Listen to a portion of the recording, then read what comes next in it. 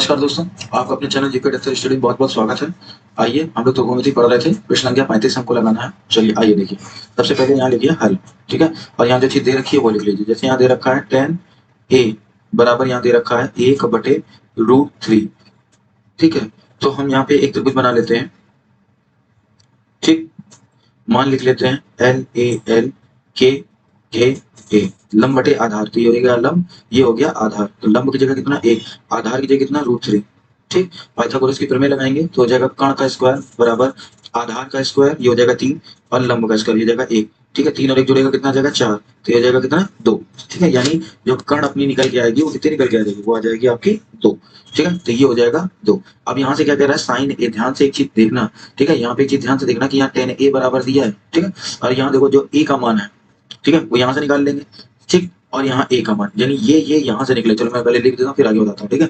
जैसे कि यहाँ पे आपको a, यहाँ b और यहाँ पे c, यहाँ पे a, यहाँ पे b, यहाँ पे c, ठीक है? तो यहाँ से आपसे सबसे पहले कह रहा है कि साइन a का मान निकालो।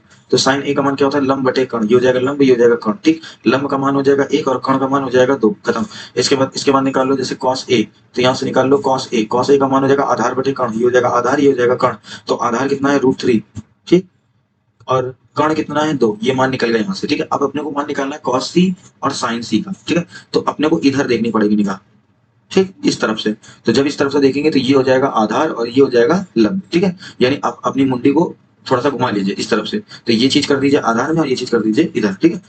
तो चलो यहाँ से मान निकाल लेते हैं। जैसे यहाँ से बोल रहा है cos c, तो यहाँ पे लिख देंगे cos c की जब मान आएगा तो वो भी क्या होगा, आधार बटे कर्ण, ठीक है? तो आधार बटे कर्ण करेंगे तो ये आ जाएगा आधार और ये आ जाएगा कर्ण, यानी 1/2, यानी 1/2 इधर से आ गया। अब इसके बाद यहाँ से मान कह रहा है साइन c का मान निकाल दो।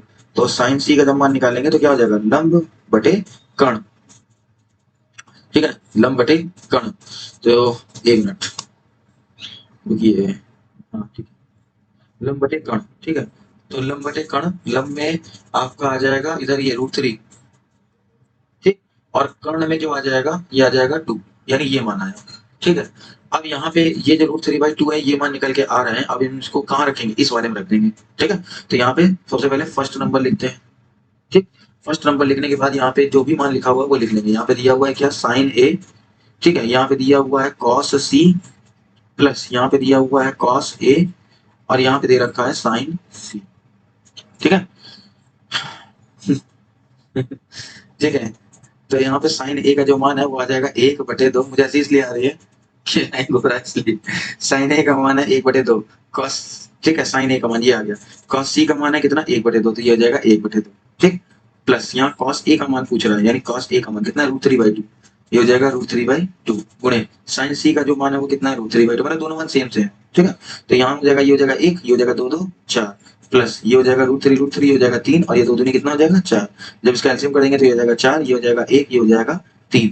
तो 3 और 1 कितना हो जाएगा 4, 4/4, ये से कट जाएगा, ये आ जाएगा आपका 1, क्योंकि क्या क्या कह रहा है यहाँ से, मान ज्ञात करो। तो यहाँ इसका जो आंसर आ जाएगा वो 1 आ जाएगा, ये हो जाएगा इसका आंसर, ठीक? अब ये वाला आप अपने हिसाब से कर लो, ठीक है? दूसरे वाले में कुछ करना ही नहीं है। यहाँ पे cos a और cos c का मान लगा देना, यहाँ sin a, चलो चेक कर देते सेकंड वाला, ठीक है? देखिए, ठीक है? चलो यहाँ पे लिखते हैं, यहाँ पे जो दे रखा वो लिख लेते हैं।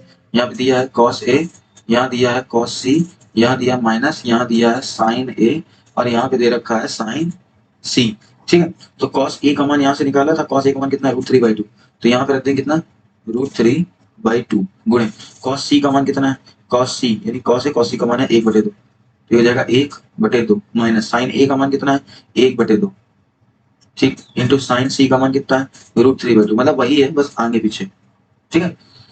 तो देखते हैं कि दूसरा मान क्या निकल के आता है। √3 से अगर हम इसका गुणा करा देंगे तो 1 आ जाएगा, ठीक है? ठीक, इससे इसके करा देंगे तो ये आ जाएगा कितना √3, 2 दूनी कितना हो जाएगा 4, माइनस इसका इससे करा देंगे तो आ जाएगा √3 और 2 दूनी कितना हो जाएगा 4 हो जाएगा, ठीक है? इसका एलसीएम कर लो तो ये हो जाएगा 4, ठीक है? यानी इसका आंसर 0 ही आ जाएगा। ये हो जाएगा √3, ये हो जाएगा माइनस का √3 और ये √3 से √3 0/4। जब कभी किसी का अंश 0 हो जाता है तो उसका आंसर क्या आ जाता है, शून्य आ जाएगा, ठीक है? तो ये हो जाएगा 0 आंसर इसका, ये हो जाएगा 1 आंसर इसका, ठीक है? सिस्टम शायद थोड़ा हैंग हो रहा है, इसलिए थोड़ा सा ऐसी दिक्कत की सामना करना पड़ रहा है, लेकिन ये वीडियो बनाने के बाद इसको चेक तो ये दोनों आंसर इसके आ चुके हैं, एक आंसर इसका ये आ चुका है और एक आंसर इसका ये आ चुका है। बढ़ते हैं हम लोग अगले सवाल की तरफ, ठीक है। तो अगले सवाल हमारा देखते हैं क्या है। अगला सवाल में हमसे कहता है 36 नंबर सवाल, ये सवाल कह रहा है, ठीक है। चलो इसको देख लेते हैं। सवाल यहाँ लिख देंगे सबसे पहले हल, ठीक है। और जो भी दे रखा हो उसको सबसे पहले कह रहा है कि यहाँ पे कह रहा है कि कोण ए और कोण बी दोनों कैसे हैं, न्यून कोण है। जहाँ पे कोण कॉस ए बराबर कॉस बी, तो दिखाइए कि कोण ए बराबर कोण बी, ठीक। थोड़ा लिखने वाला सवाल है तो लिख के ही करते ज्यादा अच्छा, ठीक है। सबसे पहले लिखते हैं माना, ठीक।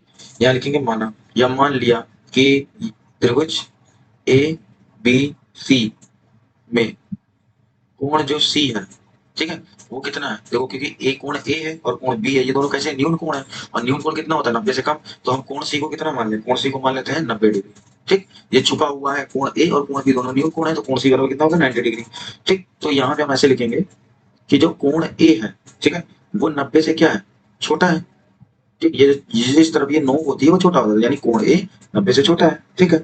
और यहाँ लगा देंगे कोण बी, वो भी 90 से क्या है, छोटा है, ठीक है। अब यहाँ पे एक त्रिभुज बनाते हैं, ठीक। ये बना एक त्रिभुज,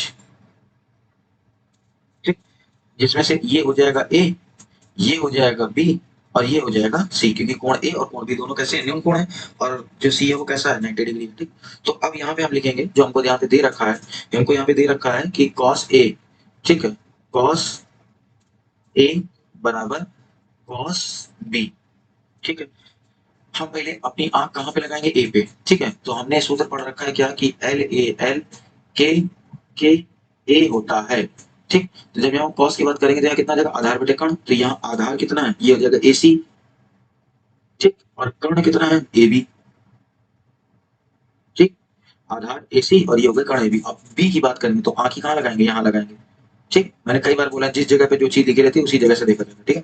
तो इसमें भी क्या होगा, आधार बटे कर्ण होगा, तो आधार अब इसका क्या हो जाएगा, ये हो जाएगा बी सी और ये क्या हो जाएगा, ए बी,